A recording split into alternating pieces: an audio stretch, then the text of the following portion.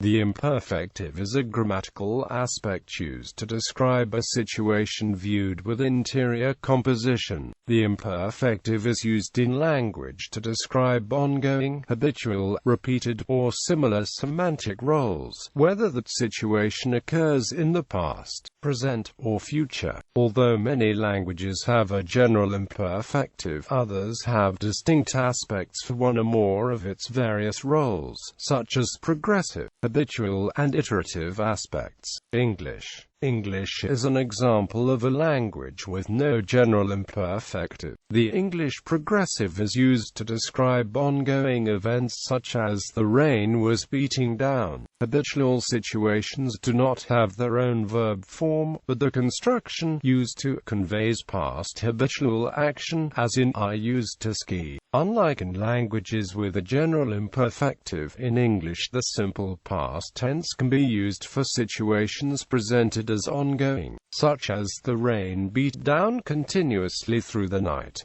Other languages. The verbs in Slavic languages have perfective and/or an imperfective form. Generally, any of various prefixes can turn imperfectives into perfectives. Suffixes can turn perfectives into imperfectives. The non-past imperfective form is used for the present, while its perfective counterpart is used for the future. There is also a periphrastic imperfective future construction. The imperfective aspect may be fused with the past tense, for a form traditionally called the imperfect. In some cases, such as Spanish, Portuguese and modern Greek, this is because the imperfective aspect occurs only in the past tense. Others, such as Georgian and Bulgarian, have both general imperfectives and imperfects. Other languages with distinct past imperfectives include Latin and Persian. Imperfective and perfective. The opposite aspect is the perfective, which views a situation as a simple whole, without interior composition. Unlike most other tense aspect category oppositions, it is typical for a language not to choose either perfective or imperfective as being generally marked and the other as being generally unmarked. In narrative, one of the uses of the imperfective is to set the background scene, with the perfective describing foregrounded actions within that scene.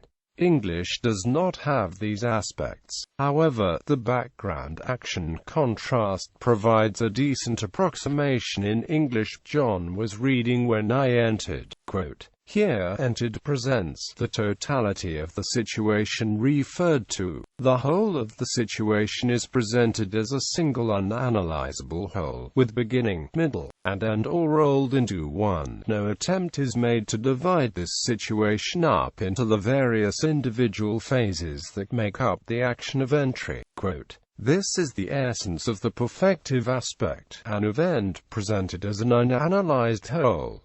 Was reading, however, is different. Besides being the background to entered, the form reading presents an internal portion of John's reading. No explicit reference to the beginning or to the end of his reading.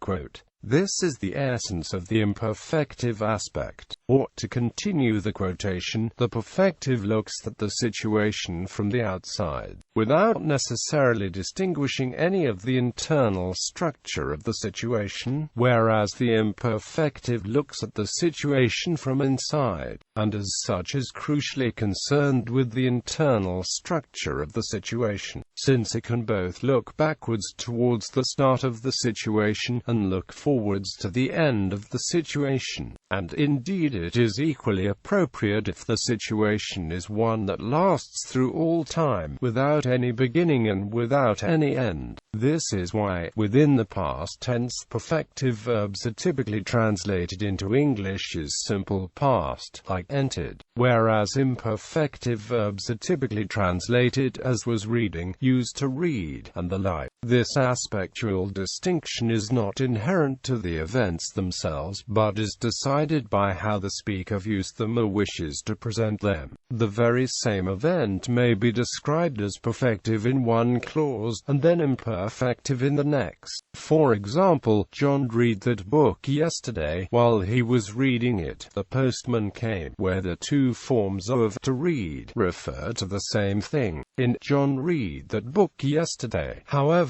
John's reading is presented as a complete event, without further subdivision into successive temporal phases. While he was reading it, this event is opened up, so that the speaker is now in the middle of the situation of John's reading, as it is in the middle of this reading that the postman arrives. The perfective and imperfective need not occur together in the same utterance. Indeed, they more often than not. However, it is difficult to describe them in English without an explicit contrast, like John was reading when I entered. Combination of imperfective and perfective. The two aspects may be combined on the same verb in a few languages, for perfective imperfectives and imperfective perfectives. Georgian and Bulgarian, for example, have parallel perfective imperfective and aorist imperfect forms, the latter restricted to the past tense. In Bulgarian, there are parallel perfective and imperfective stems. Aorist and imperfect suffixes are typically added to the perfective and imperfective stems, respectively, but the opposite can occur. For example, an imperfect perfective is used in Bulgarian for a simple action that is repeated, a habitual. In the evening he would sit down on the veranda. Here each sitting is an unanalyzed whole, a simple event, so the perfective root of the verb sedn, sat, is used. However, the clause as a whole describes an ongoing event conceived of as having internal structure, so the imperfective suffix -esh is added. Without the suffix, the clause would read simply as in the evening he sat on the veranda.